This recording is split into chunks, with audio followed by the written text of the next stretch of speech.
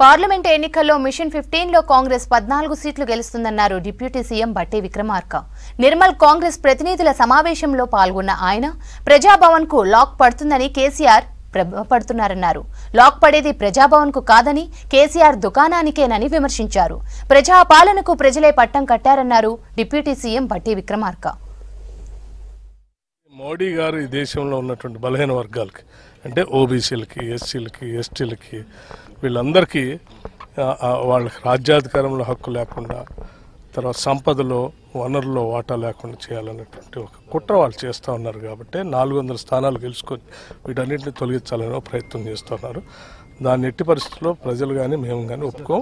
Congress party అధికారంలోకి వచ్చి వీళ్ళందరికీ కావాల్సి అది ప్రజాభవన్. తెలంగాణ రాష్ట్రం ప్రజలతో నిండి ఉన్నది. అదేమన్నా ప్రజాభవన్లో వేరే వాళ్ళు ఉండుంటే ప్రజలకు స్థానం లేకుండా ఉంటే లాక్ పడుతుంది. ఆయనలాగా ఉంటే అది ప్రజల కోసం తెరిచి ఉంచున్నది.